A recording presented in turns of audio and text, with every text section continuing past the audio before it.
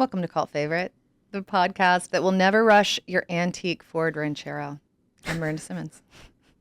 That was so mean and unnecessary. There are lots of different examples of unnecessary overreach that we are going to talk about today. Government overreach. Government overreach. I'm not, this is only one of them. And I'm Mike Altman, and we are two intrepid religious studies professors trying to understand all of these cult documentaries. You can't stop binge watching. And we're in my office. We are. Welcome. Except I should put my coffee down. Yes. This is our... Well, I thought it was a good idea to, I could just hold it, but it's going to... Yeah. I'm just going to end up... Luckily you have that coaster that you procured. I don't know how I got it. That's apparently an issue. And it's fine. No, I don't think we said anything about being on video the first time in case it didn't work. We didn't have to. Oh, I see. So now we're on. I see. Now we have a video for this one. But if you want to support the show, you should help other people find us by following us on all of our social media at Cult Favorite Pod. Be sure to subscribe to the show on Spotify or Apple and leave us a rating and a review. The ratings and reviews, actually, that's what Apple uses to push the show. So more of those, please. I want it to line up with your birthday or something that I don't know, a dozen new reviews show up because So my birthday, I have an inkling of how excited that would make you. On June 13th, I would like multiple comments to arrive. Oh my goodness. Ratings and reviews to arrive. We have, I guess, a content warning. We're talking about Waco American Apocalypse from Netlflix. From Netlflix. 2023. And so, content warning. There's some discussion of child abuse and sex abuse and government dude energy. I added that. I mean, I was bothered by the amount of government dude energy. Government dude energy. And so I feel like people should be prepared. I may or may not be a little hypersensitive today about dude energy after I feel working out. I will be careful. No, it's just why do people get a barbell with a zillion pounds on it and then just rely on a belt to make sure that their backs aren't being injured? And then this is a thing obviously that happened this morning. This guy is pressing a gazillion is what my conservative estimate is of weight, and then pounds of weight, and then he's "Ugh!" and then just drops it, and then there's just this giant clatter, and I'm this is that's not, what you're supposed. I mean, yeah. This is not why I work out. Did he do in the morning. over his head? Is it the? I didn't. It was a sonic barrage. Right. Yeah. I tried to avert my gaze because it was already I've dabbled a sensory onslaught. Yeah. This is even funnier now that we're on video, but I've dabbled in the occasional weightlifting. Do you scream while you do it, though? No. I just have... It goes awry if I'm screaming. But the dropping thing, that's a thing. That's how you do it. I have no space. You do the deadlift and then you drop it. I'm against it. I'm against it. And, I'm trying to, bear a load now. Trying to get, protect the joints and all that, but you need to get some Tabata, the body weight workouts. I don't know. I'm sorry I brought it up.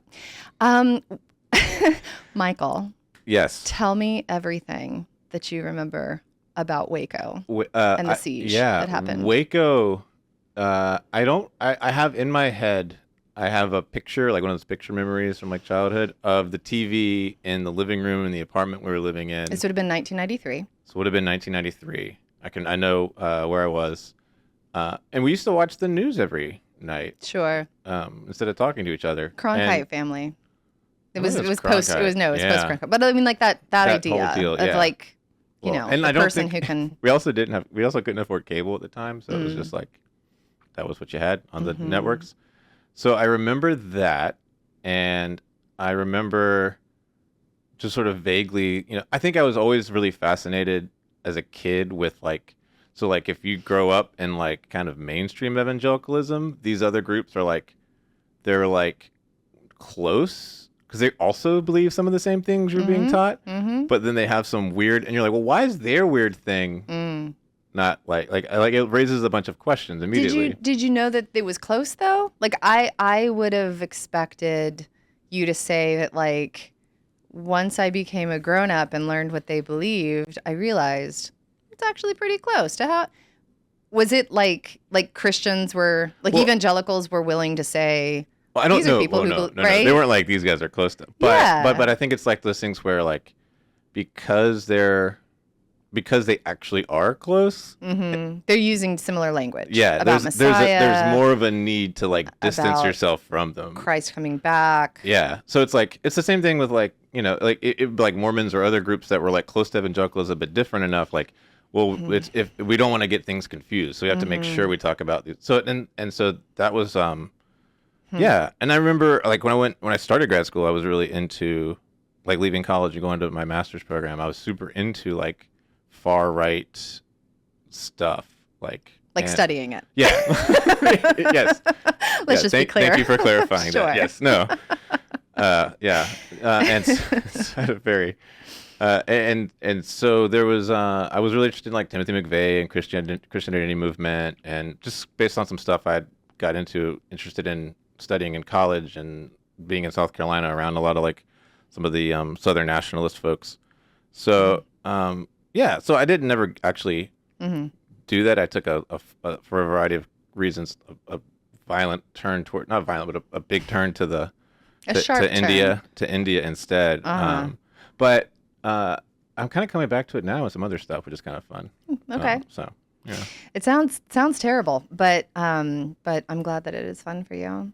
I was 11 at the time, so I remember it too. I do not remember a lot of. We were not a family that watched the nightly. Like we watched the nightly news. It was on. It was a thing, but it wasn't like a dinner thing. Yeah. I don't know if that matters, but I'm just trying to relate to your experience. We ate and then we watched the news. Yeah, and so I certainly remember it.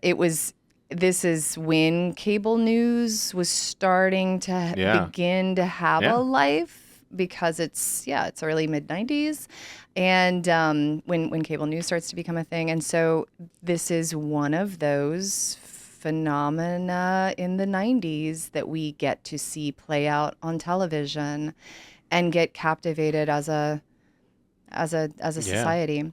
I mean, the fact that it played out for so long on television. I mean, it was a building burning. Every night was like a check-in, like what's going on. And and it was a 51-day standoff. So here's the nutshell. If you were not born in the early 80s or before. Mid-80s. Oh, sorry. So this is a group of Christians who believed that they were living in the end of days. They the Branch Davidians actually began in the mid-50s, but we won't go down the rabbit hole. There's so much that we could talk about. But David Koresh was not only their prophet, but also their Messiah. They believed, because it was the end of days, that they were going necessarily to like fight the Babylonians, be killed in the process, and then that would allow them to come back with Christ and usher in his 1,000-year reign. So they are stockpiling weapons toward that end. They are converting semi-automatic weapons to automatic, fully automatic, and then selling them. That is not illegal, but they were not registering them and paying the tax that you need to pay. That is illegal. Interesting. Mm-hmm. It doesn't come up a ton in the documentary, but that's a thing. So, wow. Delivery person who is dropping off some weird stuff like grenades, phones in and says, "Hey, you might want to check this out." Enter the ATF, the Bureau of Alcohol, Tobacco, and Firearms, a federal agency, was getting some heat in the 90s because literally a year before the Waco standoff, there was a debacle in Ruby Ridge, Idaho. That is another rabbit hole that people should go down if they do not know what I'm talking about. And, ATF comes to issue a search and arrest warrant. And they're like, nope, this is our property. We are standing our ground. A shootout ensues. 4 ATF agents are killed. the FBI is responsible for dealing with federal agent deaths. So then they get involved. And, you know, a couple dozen people come out through negotiations, but it lasts about 51 days, and it ultimately ends with a building set on fire and 82. The documentary, I've seen different numbers, and I don't exactly know why. Right. But in this documentary, the final numbers, so that's what we'll go with, are 82 Davidians die. This includes 28 children and those 4 initial ATF agents.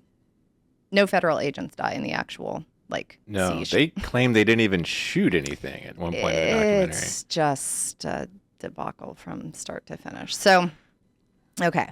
Yeah. It's only 3 episodes. No, it was lovely. I was amazed at how much this series was able to pack in.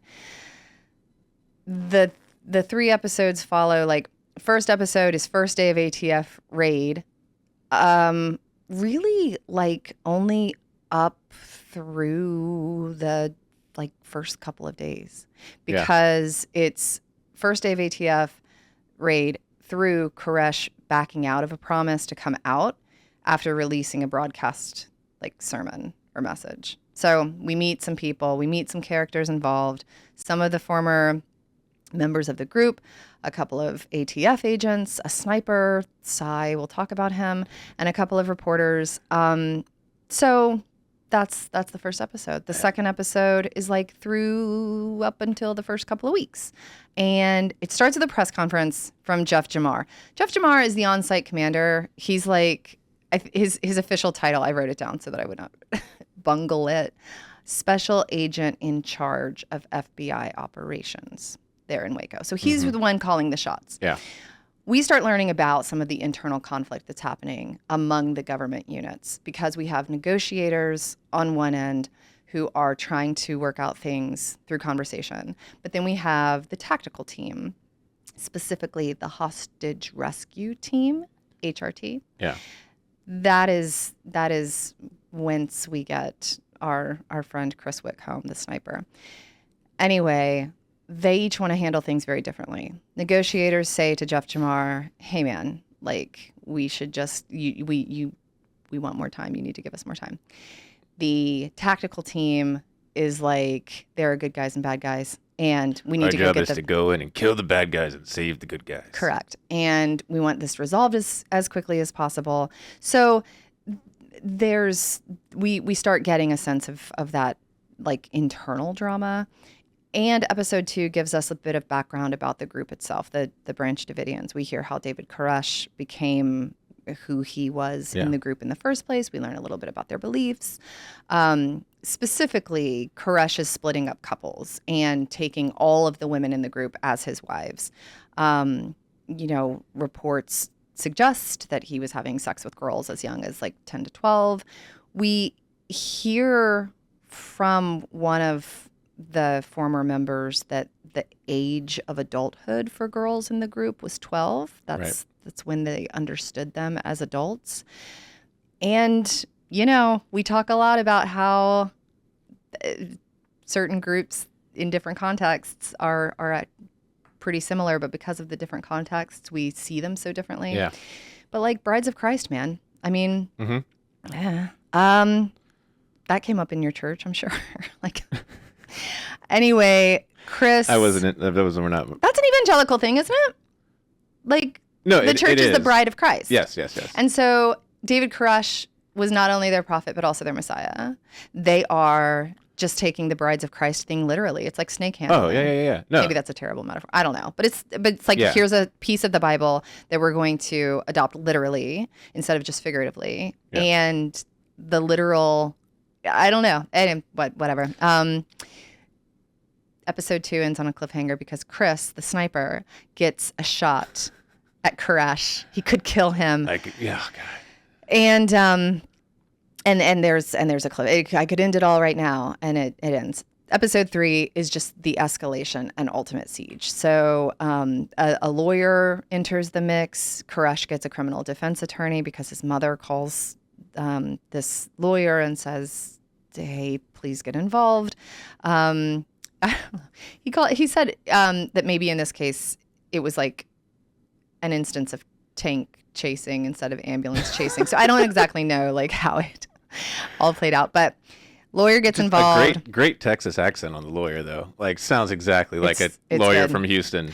And I mean, I was glad that at some point, we'll get into it, but like that it brought up guns are not weird in Texas. No. That this is actually not a strange thing for a group to be doing. I think it was Thibodeau is like, we grew up shooting guns, which is what you do in Texas. Thibodeau is one of the former members, yes. Yeah. Dick DeGuerin is the criminal defense attorney. Day 22 is a big kind of like pivotal point because a couple dozen people like are supposed to come out. This is more than the initial, couple of dozen, 20, I think, I don't know, that came out in those first couple of days through negotiations. But in the process, as a pretty unnecessary but very evocative fuck you to the Davidians who are in there, the HRT runs an armored tank over David Koresh's Ford Ranchero. His antique Ford Ranchero, they said. And also too, like, I guess vintage. I don't know. The Davidians are not trusting the negotiators anymore because the HRT is the tactical team is like pulling all of these pranks, but like these aggressive moves. The negotiators are like, that's not the federal government, man. You gotta keep working with us. And the Davidians are like, why should we work with you? Because you clearly do not have control over these tactical, this tactical team and their efforts. So that comes to a head. This is when Gary, the negotiator for the FBI, goes to Jeff Jamar and says, we need more time. Do not escalate. HRT says to Jeff Jamar, like, because the FBI is getting... We gotta go, brother. Well, because the FBI is under increased pressure. Ruby Ridge was an embarrassment. Yeah. They're back again, the FBI and the, ATF, and they are at a standoff with an anti-government group of people who are trying to protect their homestead.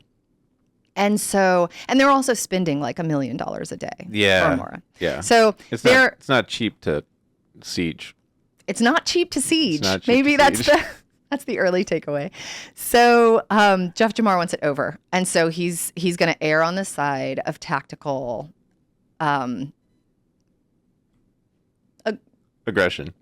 I was trying to look for like a diplomatic term. This aggression, for another 90s reference, this aggression will not stand, man. Except it will, if it doesn't stand, it's because it's been run over by a tank. I don't know. But HRT starts playing. They killed the dude's car. All of these sound effects, what Gary, the negotiator, calls agitation deprivation techniques, which was something that he was against, but and like the Davidians are not going to do anything in response because they don't trust the negotiators. They've already seen that some of the people who came out in the first 2 days are handcuffed and taken to jail. Yeah. So why should they come out? Kathy Schroeder was like the big one.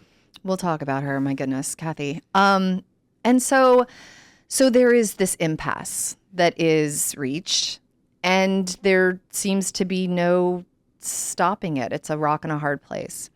Koresh says to his lawyer, I want to finish writing the book of, like, my interpretation of the book of Revelation. God has told me to do this. Once I finish it, I will come out. And FBI is like, nope, it's just another stalling tactic because you didn't do it when we gave you the broadcast. So enter tear gas. Now, the FBI would say and this was not also like brought up a ton in the documentary, but again, follow the rabbit holes, everybody.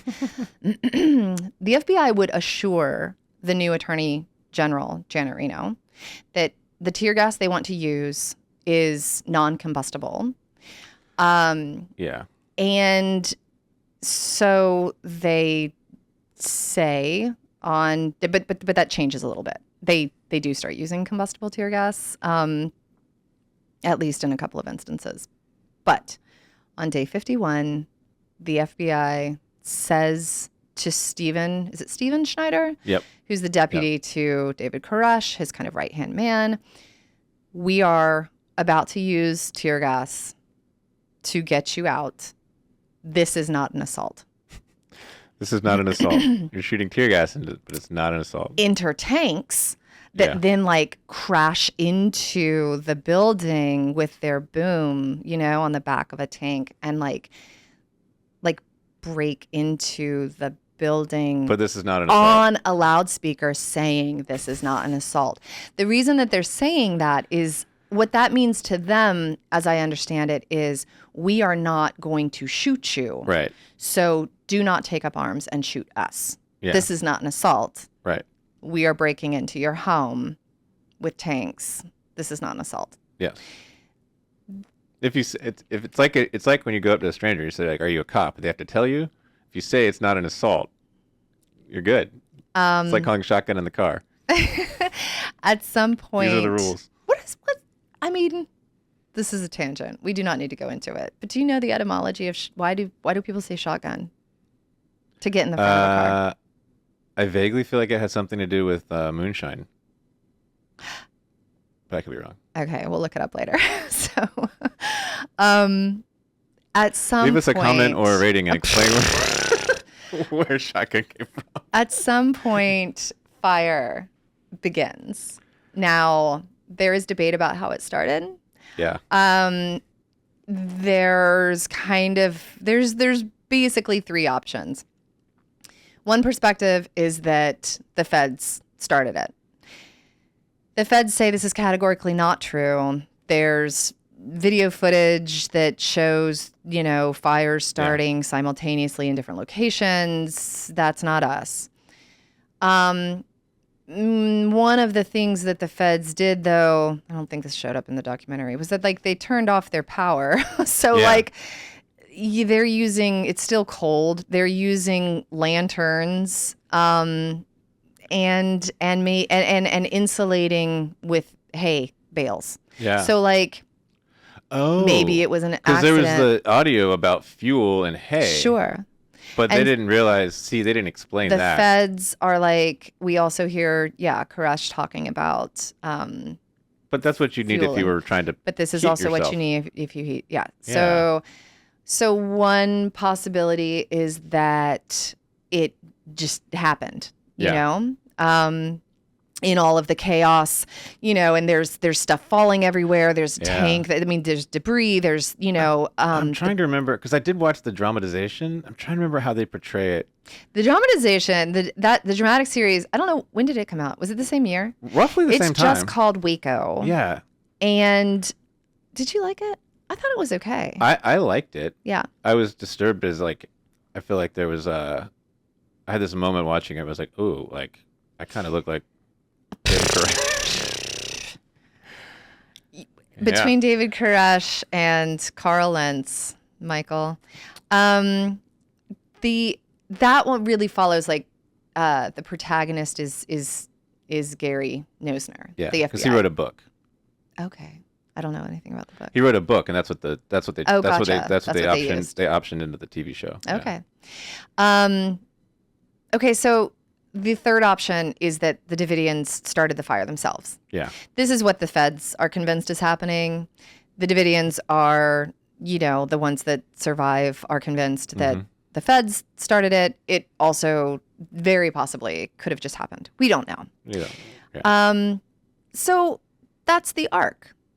What gets covered? I think that the documentary did a really good job of including a lot of perspectives. Mm-hmm. They're former members. There's the mom of one of the former members. There are ATF and FBI agents both. There's a couple of negotiators, 2 reporters. I think that it didn't seem like in this case, because a lot of the things we've watched, it seems like it's easy to see how the interviewees are themselves kind of getting produced and getting either sidelined or kind of blindsided by what the production team is trying to do and the narrative arc that they're trying to create. I didn't see that as much in this one. No. And I appreciated that. So I don't know, for what it's worth. Because lots of these perspectives are diametrically opposed to one another. And so to be able to present them all and, anyway, lots of details packed in so much. That Jonestown documentary was, I forget how many episodes it was 3 too, right? Was it? I don't know. Roughly. The last day in Jonestown, covered 24 hours. This one also went chronologically that way. Here's day 1 to day 51. But the first episode is really the first couple of days. And it starts hot. I mean, it starts hot. It starts hot. I was actually surprised. I was expecting a story of how we got here or whatever, but it's just from the beginning, we're right in the middle of, it's like gunfire time 5 minutes into it. Mm-hmm. It's almost like you're being sieged when you turn it on. There's this sort of feeling of this has escalated quickly. I mean, I think that the subtitle is telling, American Apocalypse. Yeah. I have thoughts on that. Okay, good. So there's also another thing that it covers a little bit. There's passing mention to it, but enough to make a connection to Timothy McVeigh, who was there selling bumper stickers. I didn't know that. That was fascinating. No. Mm-hmm.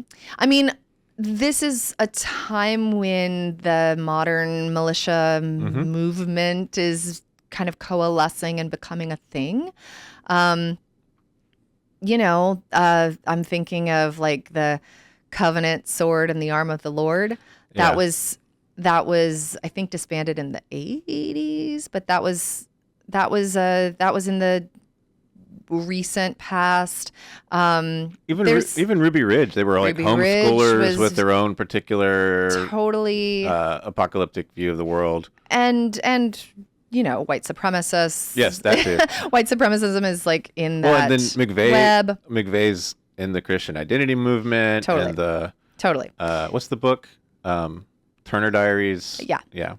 So Tim McVeigh was there, and but he was not alone in his appearance as a anti-government dude who was there to make himself a witness to what he saw as a prime example of the government getting in people's way and paying no respect to their private rights as a citizen. So, or rights as a private citizen. So there were lots of militia people there. There were also a couple thousand reporters. I thought that was nuts. I didn't realize that there were so many reporters. Yeah. Anyway, Tim McVeigh, as I'm sure you know, but just in case, the Oklahoma City bombing, when he bombed the federal building in Oklahoma City, it was 2 years to the day after the Waco siege. So, and he cited Ruby Ridge and Waco as prime motivators for his efforts. So, and was it the FBI? Jamar was now in charge of the Oklahoma City office or something too? Oh, I don't know. They mentioned something like that. There's something they mentioned in the documentary about that. There's also a connection to who was actually, there were people in Oklahoma City were the same people involved in some way in Waco. There are lots of breadcrumbs to pick up and do things with. Here's what doesn't get covered as much in the documentary, which I was, I don't know, I guess surprised, but also sort of, I won't say pleasantly surprised because nothing about this story is pleasant at all in any way. But in terms of how we tell these stories about minority religious groups that get the cult label is that so much time gets spent, as we have discussed, so much time gets spent on really doing that othering work that you were talking about earlier of here's what their beliefs were and here's why they were so kooky and weird.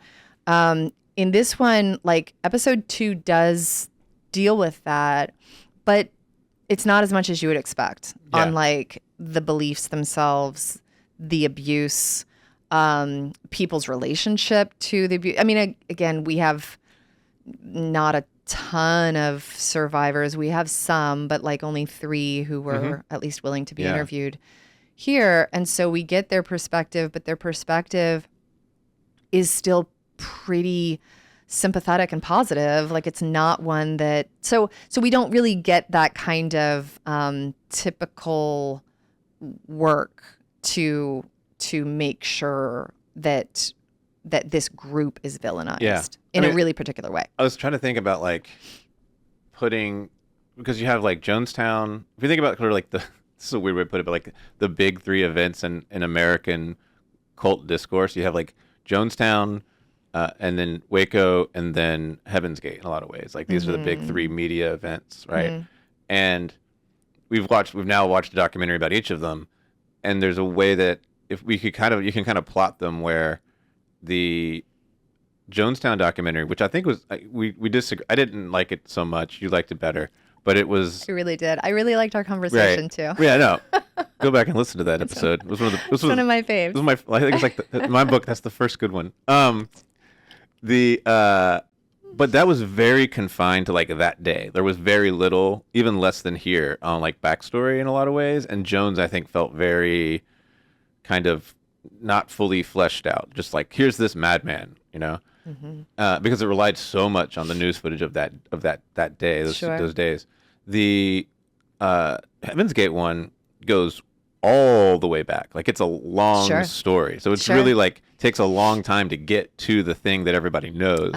And so this one I felt was like kind of this sweet spot in the middle. It's shorter than the Heaven's Gate one. I think that one was 4 episodes.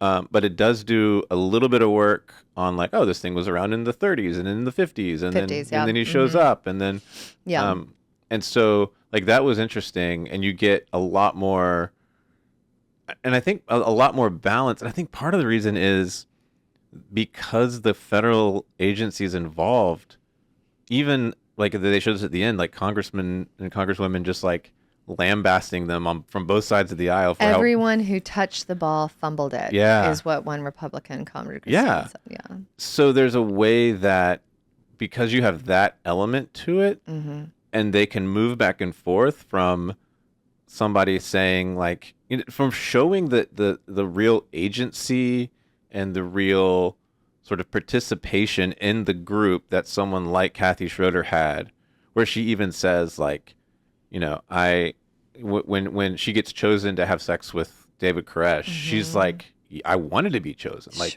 like this was for me. I stuck around at Bible studies so that I would be chosen. This is for me, not for him.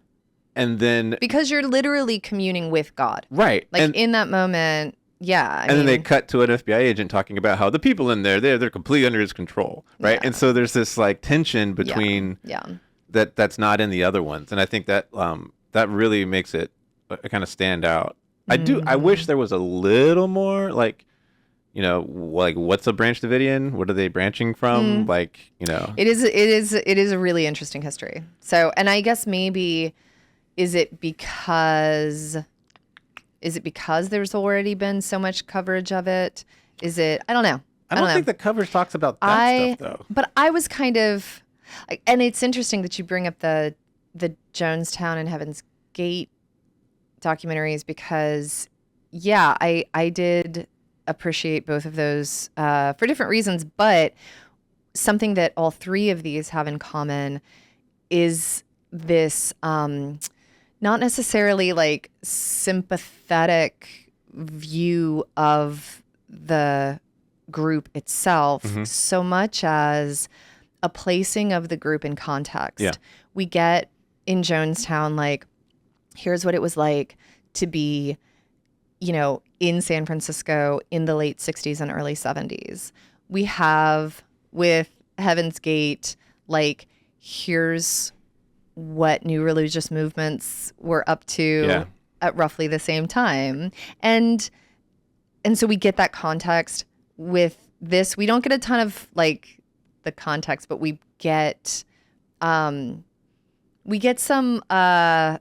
some idea of what makes it really complicated to say simply they asked for it. Well, and I think, or they deserve it. And I think that the director does a really good job of deploying the videotapes we have of like Koresh, because Koresh is invoking this is when they call it American apocalypse. Koresh is constantly invoking sort of tropes and myths and values that are, that are deeply sort of quote unquote American, right? Totally. Right. Whether it's like gun ownership or individual freedom or. This was I have a quote from about exactly that, that the issue of like self-defense, standing your ground, which again, in different contexts, we have very different relationships too.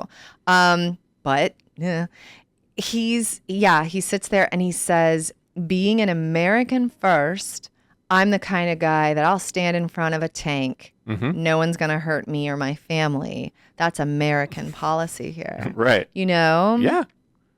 Anyway. No, it's I find true. that fascinating. Yeah, no. Totally. So you mentioned Kathy Schroeder. Yes. Tell us about Kathy Schroeder. So I found Kathy Schroeder the most compelling person in this documentary. Why? Because there's there's a kind of tension. There's always a question that everyone, I think that the audience is assumed to bring this sort of thing of like, did they really believe that? And we should say too that Kathy Schroeder was she was a former member, but she was one of the people who came out in those first 2 days. She was brought out because the feds had her kids. Her ex-husband came, took the kids, except for the littlest one. Right.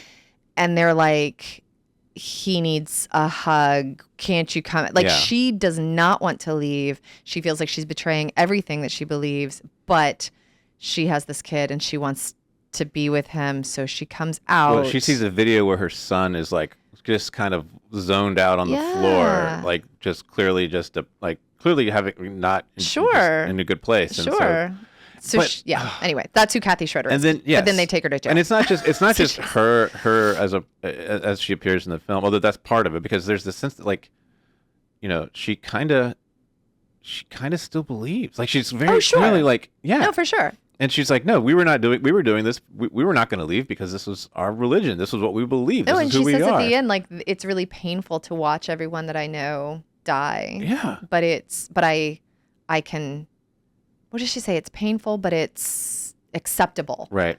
Because they did it for God. Yeah. I mean, she's, what was his name I'm blanking suddenly, in the Heaven's Gate documentary? Joe? No, the guy who's left around. Oh, Sawyer. Sawyer, that's what I was looking for. So yeah, she's the same Not sort of Marshall role that Sawyer plays in that, where they show him like looking up at the stars at the end. Well, so she like goes to her kid, and then they're like, he needs to eat, and then they take her to jail.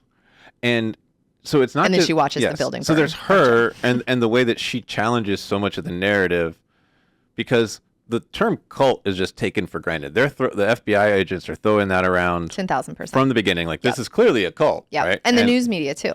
Right. Oh, right. From the beginning, which also got me thinking that I don't know. We haven't had any events like this in a long time on U.S. soil. But I don't know that the press would be so quick to throw the cult word around these. Maybe I'm wrong. I feel like it gets thrown around by. I think that's an optimistic read. I don't know. I don't think that like CNN is going to say cult. You don't think? I think they would say religious group or something like that. I think that like there's all sorts of people who would throw, because it's become, the term has now become so utilized. Like I saw a thing in the student paper here where some right-wing conservative student organization wanted to have a different discrimination policy, and they talked about not bowing to the cult of gender identity or whatever. Right. And I think people recognize now that the term has been deployed in such a way that it no longer is useful as like a neutral media descriptor. One hopes that it might not. Yeah. I don't know. Yeah. I hope so. I don't know. I listened to Mr. Brightside on the way in this morning. Sure. But so there's that side of it. But then there's also, I think, the way that whole story they tell about, like, just the way they react when they get on the phone with her and they're like, what he needs is a hug from his mommy, and then they hang up and they're like, yes, good job. Yeah. And it was just like, it was, because that it gets to, I think, the other thing that I wanted to talk about, which is like, when you start to look, and I think this is intentional from the directors, but like, you start to see the FBI using all of the tactics that we ascribe to quote unquote cults. Like, they control communication. There's even a part that like we wanted to control all the communication of the outside world. Sure. We wanted to cut them off from their kids, families. Yeah. Like we want like all of the things that so-called cults do to their followers. Belinda Thibodeau is the mom. They were doing. David Thibodeau, who was a member who survived. Yeah. And she, yes, goes to the media because the feds won't let her talk to her kid. Yeah. And yeah. Well, and then getting the kids out was a way to separate them from their parents, to draw them out. Right. So it's, and then they do the sound and like sure. so the manipulation, like, psychological. It's like So there's this way that they're doing the same stuff that they're accusing Koresh as the cult leader of doing. Well, and interesting though, like I think it's Bob Ricks, one of the FBI agents, who later says, because there's a little bit at the end of like, whose fault was this anyway? Yeah. And that's about like starting the fire, but then it's also about like just how everything went down in the first place, like who this was this horrific tragedy. Whose feet can we lay this at? And he says, that it was totally David Koresh because we were all just like characters in his play, and he had already written the script, and we were being manipulated by him. Yeah. And that he says that the FBI were the real hostages. Yes. In this situation. Yes. Which I found because he said a lot of like level-headed things that again, I did not expect to have as much like perspectival context. Let's call it that. I won't say sympathy. That's too strong a word, but perspectival context for members of the FBI and the ATF who were talking about their experiences. But I found that a really remarkable thing to say. Yeah. That the FBI was the real hostage. Well, and the FBI, I mean, the FBI also like didn't start this. They had to come in like the whole and clean up the ATF's mess, which they were kind of frustrated about in the first place. Like from jump, this whole thing was an example. It showed a lot of the seams of like governmental skirmishes. Yeah, there's a lot of rabbit holes one can go down. The ATF's Wikipedia page, where it talks about their involvement in the Rodney King riots, and then then Ruby Ridge, and then this, and you're just like, no, totally. And I mean, that was part of why, like, some context for that doesn't come up is, Bill Clinton was like, he was running for president with but he was just elected and was saying that like maybe the ATF is something that we can kind of like, if not completely. It's such a weird alcohol, tobacco, and firearm. Like it was an example for a lot of people at the time of like, not even people who would not call it government overreach were many of them calling it government waste. And that it was not putting a great face on what the feds were up to in its in their attempt to enforce the law. And so the ATF getting all of this heat and also like facing the threat of like budget cuts and stuff needed to have a win. Yeah. And so that was in the dynamic to begin with too. Yeah. That like we're going to go get this weird group with these gun charges, but actually save children in the process, blah, blah, blah. Yeah. Yeah. And it's also, there's a thing where the ATF's history is being basically about taxes. Like that's the three things that unite alcohol, tobacco, and firearms, right? Is like already positioning them ideologically as something that all of these anti-government groups are going to be suspicious, like already going to be suspicious of. Like I said, like it's somehow not illegal in Texas at the time to maybe it's I have no idea what Texas gun laws are right now, but there's not many of them. So many things are in flux, or I don't know. Anyway, it's not illegal to like buy semi-automatic assault rifles and then make them fully automatic and then sell them. That is not illegal. Yeah, but you got to pay your taxes. Yeah. You got to pay your taxes. And I think too, like on the context thing, the American Apocalypse subtitle or whatever part of the title that is. Yeah, what are your thoughts on that? Well, like, okay, so we're talking 1993. Yep. 1995 is when Left Behind comes out. The first Left Behind book comes out. The first book. And so Left Behind Tim is LaHaye. like, and that's a rapture book, right? It's a rapture book. Like Yeah. Christian fear factor stuff. Yeah. Right? Like, yeah, you wake up and everybody's gone and, but it's also got its own political, stuff. So like, Okay. This period from, you can go all the way back to like the late great planet Earth, which was like I think 78. I didn't look that one up, but like this is also a super millennial moment, Yes. just in mainstream right wing Christianity. I see. Mm-hmm. Right, like Okay. you have like, have you ever heard of the movie Thief in the Night? I know that phrase. Okay, it's a movie. I think it was like a Billy Graham association movie. I remember watching it. It's basically a That's how Christ is going to right. come back. It's a Christian right? horror movie built around the rapture. It's like it's the proto 'Cause Left Behind. Christ is going to come like a thief as in the night. a thief Yeah, in the but night. they'd show it in Which churches. doesn't seem like the kind of kids. metaphor that you would use about your Lord and Savior, but I don't know. He used it. The Lord and Savior used it Oh, about really? himself. Yeah. I don't. It's like when I come like a thief in the night. Oh, okay. I I mean, that's the translation, though, right? yeah.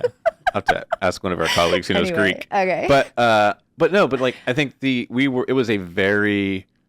that period was a very apocalyptic period in American Christianity. And so it's like a lot of these ideas that the end times were soon were very common. Not that far out. It's just subtract, like if you take out the multiple wives, That's caresses, it, the right? Son of God thing. That's it.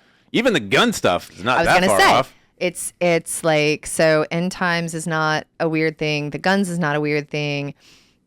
Very much for sure. Like, and go investigate that for sure. But that's not. It's Al Capone is always gonna. But it's gonna be also- tax evasion. Also, this is the time. Well, yeah, Never murder. not that I'm not equating these two things, but if we're looking for trend lines and sort of vectors of ideas, this is also the same period that purity culture is taking hold, Sure. and like true love waits and all that. So if we're talking about just general kind of like The way that we control young girls' bodies, right, yes, and try to dictate their sexuality Then- towards something pure. then for we're sure. already like Because it's- that's what they were doing too. it's not that far, at least in their heads. Yeah, it's not that far. No, 100%. 100%. So I mean, I- that's certainly the rhetoric that they were using. And it's certainly why Kathy Schroeder, who had like 4 kids or something, still Yes. is in this mindset of like, you have to understand he's the Messiah Yes. and girls are adults when they're 12. Well, and I'll take this Like, one step further. I don't agree, but Yeah, I'll take it one step further and say like if the sexualization of girls at age 12, 13, 14 that happened in mainstream evangelicalism in the mid 90s, talk about 7, to some 8, extent, 6, 7, 8. right, Like, right. But to some extent, if that's the theological argument about yes. female sexuality, Yes. then Koresh is merely taking it to a logical end. Oh no, totally. And I mean, from their perspective too, they are straight up saving their children from the evil forces of Babylon. And so that sexualization in pop culture of young girls is, at least again to their heads, is part of what they are protecting their children Yes, from. 100%. Which is also why the Weavers at Ruby Ridge were living at Ruby Ridge, because they were trying to get out of what they saw as a terribly fallen society. Like, Weavers is the name of the family. yeah, the Favors at Ruby Ridge. And like it was Google check me on this, but it was, I think, April 1993 as well, that like Weaver patriarch and the dude who was living with them, who get arrested and go on trial for attempted murder, like I think that's when their trial starts too. Yeah. Like, because that happened a year before in 1992. Their trial is in 1993. So it's right after Waco. And both of them get acquitted. No, because there's a lot of public sentiment about like, I don't know what you're doing, government. That reporter, Lee, what's her name? Hancock. She was amazing. She was really interesting. Her calling the FBI. This is what I'm saying. So it's not just, the kind of anti-government people. It's also the reporter who says when she sees the fire start on the TV, she like calls up one of her sources from inside the FBI and is like, what the fuck are you people doing? What the hell is going on over there? Yeah. And he's like, that's not us and whatever. But like there is a lot of outrage about how the government is conducting itself in lots of domains. Yeah. From lots of different demographics. We're getting close to my takeaway. So okay. I want to turn the train. Well, I already you don't turn a highlighted train, this. But, yeah. Okay. So here's my segues. Like, I found, so there were only, is this true? Belinda Thibodeau, the mom of the former member David Thibodeau, Kathy Schroeder, and Kathy Schroeder and Heather Jones. Those are 2 former members. Right. And Lee Hancock, the reporter that we just talked about. Heather Jones was a child at the time. She was a child at the time. She's like 9. Those are the only women that we hear from, I think, in the documentary. Is that correct? Yes. No, there's one more. Is there one more? No, you said it. Yeah, Thibodeau's mom. That's right. Yeah, those are 3. So there's a mother. There's 4, yeah. There's a mother, there's 2 former members, and there's a reporter. Yeah. And their stories, I thought, were fascinating and really, in a couple of cases, really harrowing. Like Kathy talking about, getting kind of manipulated into arrest, where she like is, your son needs to go eat. Now here you go to jail. Heather's story about when we hear the recording of the last phone call that she has with her father, for one thing, who is about to die in a fire. And of course, she doesn't know that at the time, but like the siege is happening, the standoff at least is happening. She's taken away in that first, she's the last child who's taken out of the compound. So we hear her conversation with her dad. And then later when she's in this like children's facility watching on TV, her home burn. Yeah. The grown-ups there are like, parents must not have cared about you guys very much. And it's like, what is happening? Well, also, there was also like when the kids were, she tells the story when they're leaving, they let the kids out. Yeah. And then the oh my God. FBI agents start ripping through all their bags with knives, expecting them to have bombs with them. So we get these like experiences, and then, but then they deploy children constantly. No, totally. We get those stories from Kathy and Heather. We hear Belinda talk about like coming down from Maine to be there for her son.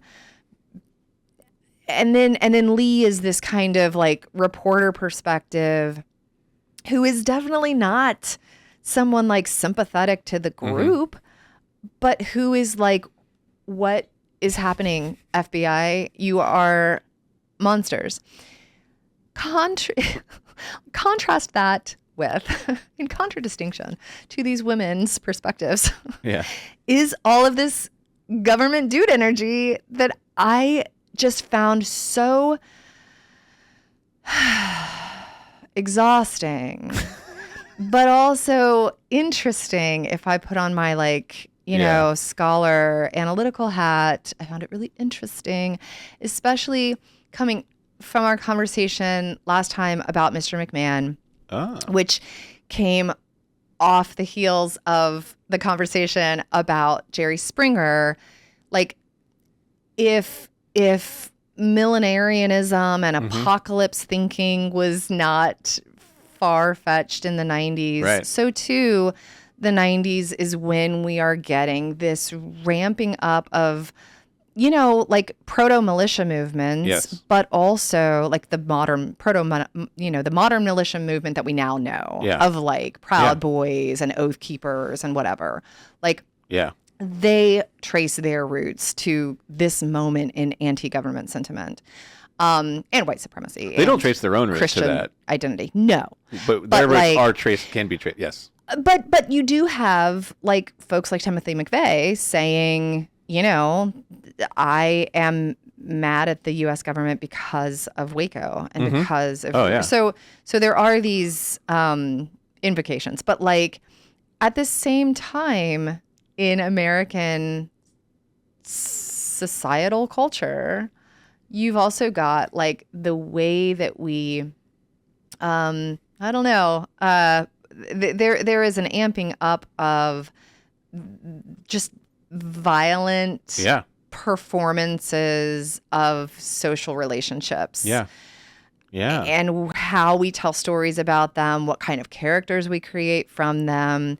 I thought that the tactical versus negotiator stuff reflects these two really different performances of masculinity. And certainly, you know, they aren't like thinking of it that way. They're just being who they are and talking about their jobs that they're doing. But how the starkness of the contrast of their two approaches, I think, cannot be separated or should not be from the way that performances of masculinity operate inside of American society and certainly inside of American government. So, you know, the number of times that we hear Chris Whitcomb talk about his positioning in relation to his gun or what he could shoot from how far away or the loudspeaker that's only 10 feet from my ears. And his quote, you mentioned this, but I wrote down this quote too because I was just like, oh my God. But I think that this is so, again, like such a direct, even if implicit callback to what we were talking about, you know, with Mr. McMahon. So he says, FBI, negotiators, and hostage rescue team had the same mission. But if your business is to go into a building at 4 a.m. and kill the bad guys and save the good guys and risk your life doing it, which is what he was up to. Right. That's a different mindset than somebody who's going to sit in a room and try to talk a bad guy out. Right. And that whole like Marvel comic narrativizing of good guys and bad guys is so much what we see with WWE.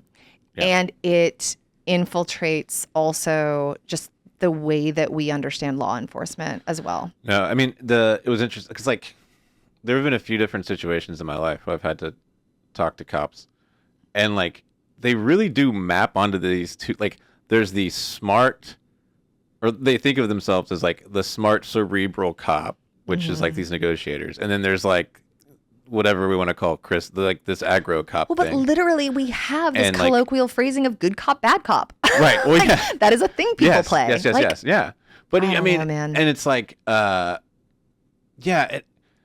was so much in it about like that. Just looking back, I mean, you can see how this is setting the stage for the invention of the first responder as a category that emerges after 9/11. Right. I mean, there's like, and I was just thinking about like a lot of it comes later, like in the like 97, 98, 99, but I think it's directly reflecting back on this. Yeah. Because I kept thinking about like so much of the first episode reminded me of video games. Like it's the plot of a video game in so many ways, and the way it just like drops you right in there and you're going. And like there is, it's much later. It's like probably, I don't know how old, a few years old now. A Far Cry game that is about a Christian cult in the Western United States that you're supposed to go infiltrate and take down. But there's a game, Metal Gear Solid, that comes out in 1998 that is literally like it's the Chris Whitcomb like dream. Like you're just this guy who's gonna go in there and take everybody down. And then you have like Die Hard comes out in 1998. So there is a wave of this kind of, because I think this media is reflective and it comes behind the actual events, right? But it's there, and it does push forward. Sure. I mean, I'm going to segue to my takeaway. Give it. Okay, so 2 things that are kind of related. Okay. So I'm glad they connected this. We've already talked about they connected it to Oklahoma City. Yep. They don't mention Ruby Ridge, but that's happening, and it happens in '92. And so there's, and this is something that I've always been interested in and haven't had the time and energy to dig into more. But like up until 9/11, the FBI's main focus and resources was put into militias and what they would later call domestic terrorism, but these militia groups that they saw as like the biggest threat to American democracy and all this. Yeah. And then 9/11 happens and catches everybody sleeping, if you know. Yeah. And now, and what's interesting is we go from having this kind of like internal threat that is, as you see in the documentary, like deploying American rhetoric and American ideals back at America.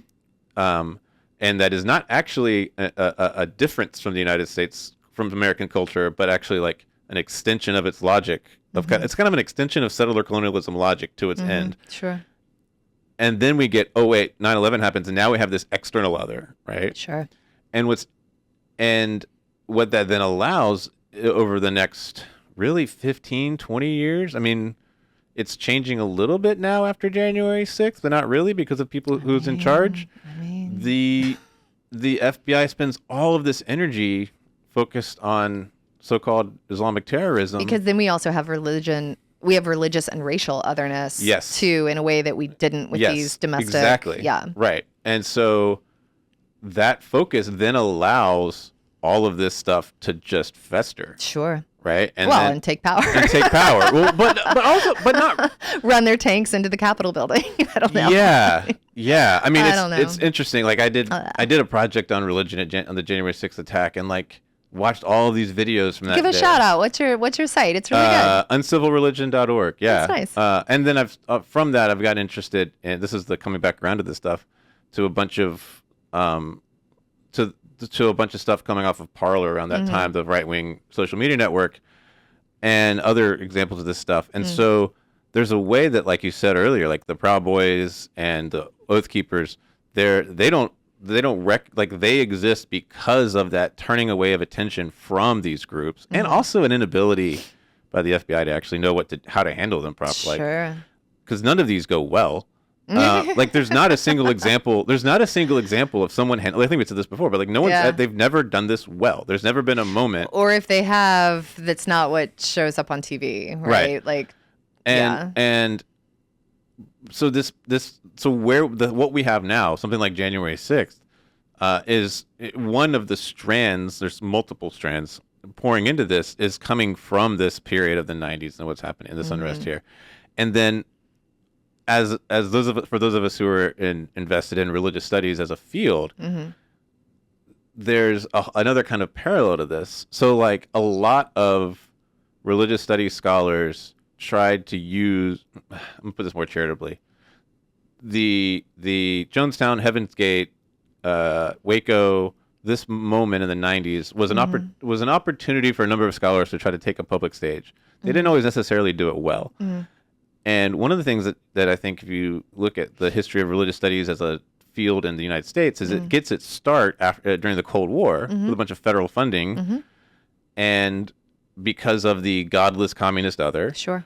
But by the 90s, this was running out of steam. And by the 90s, I think the funding models are changing. There isn't all this Cold War money, either from the government or private foundations, to go around for this.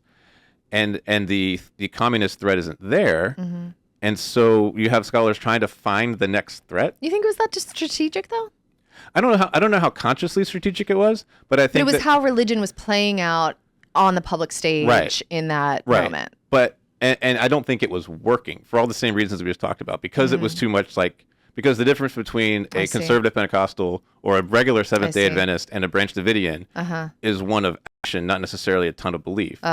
And so I have this theory that the field would have started to decline had 9/11 not happened, because after 9/11 you get a ton of CIA money for the study of Islam, study of religion more broadly. All this funding, people try to take fundamentalism and use it to describe Islam, so then they can add Hinduism and Christianity into it too. And it boosts the field for like another 20 years. And then right now, as we see all these religious studies departments declining and being closed down, it's because what if you think about, at least among scholars of religion in America, the biggest sort of threat they see is white Christian nationalism. Yeah, which doesn't work as an other against which to get funding. The federal government is not being like super generous with any of the humanities right now, but but I hear you. But even you. 3 years ago, even 3 years ago, under a different administration, right? This was still happening, and I think it's because my argument here is that the field has to have, for the field to work in the United States must have a crisis, exterior, religious, racial threat. Huh. And when those threats are gone, and the threats to stability come from inside the house, literally inside the Capitol, sure, then the field isn't. That's not, the religious studies can't use that as a way. It is not convincing when it points to white Christian nationalism. Yeah. Because there's a ton of people out there selling books to liberals about that, but it's not working. Anyway, that's my overarching history of the field. That's interesting. So I don't know. I guess we need an external threat. I at least partially agree with that. Yeah. I have to think about that more. Okay. So mine really comes from Belinda Thibodeau. So to give her credit for my takeaway, she says near the end, David Koresh learned how to abuse power, and he did. The federal government knew how to abuse power, and they did. Like, yeah, that is, I think, the tidiest nutshell of what happened in this 51-day standoff, and how it became how it became a thing in the first place, and then what it became as a historical moment. Yeah. I think that abuses of power coming from the voice of a mother, yeah, who's able to see it as that. Yeah. And I don't know. I found that a really compelling summary of what happened. I also I think connected to that, interestingly, was that kind of, fun trivia fact of like weird historical irony that the defense attorney talks about, that like somebody's law book inside the compound burns, of course, but there's like a page that is not, it's like singed but not destroyed. And it's a page talking about the Fourth Amendment. And the Fourth Amendment, of course, is what gives us like the freedom from unreasonable search and seizure. So there you go. I thought that was I mean, yeah, I think that says abuses of power, man. Abuses of power. The real cult is the FBI. No, the real hostages are the FBI. This is my point. This is why I have a problem with identifying who the real anything is. I think it's part of why, because like I think it's also the logic that fuels. This is the takeaway for every the class I'm teaching right now. I always come back to like, no, it's all made up. None of it's real, but it can still kill you. Yeah. No, totally. What's your I go first? You go first. Okay. Well, what's your cult favorite? This is your first episode. This is the part we bring interesting things to you. We call them cult favorites. Every comic book is somebody's first. I was, how I try to, segue things and look for a theme. Yeah. And so I was trying to identify some dude energy that I don't find exhausting and that I find actually really life-giving. It is a biography of the painter Cy Twombly, whose work I love so much. A dear friend recommended this book when we were about to go visit the Twombly Gallery together. And it's called Chalk, The Art and Erasure of Cy Twombly by Joshua Rivkin, who's a poet, among other things. And cool. Yeah, I find the way that Rivkin weaves a narrative tale about a biography really interesting. Yeah. It's not kind of like a linear chronology of descriptive factoids.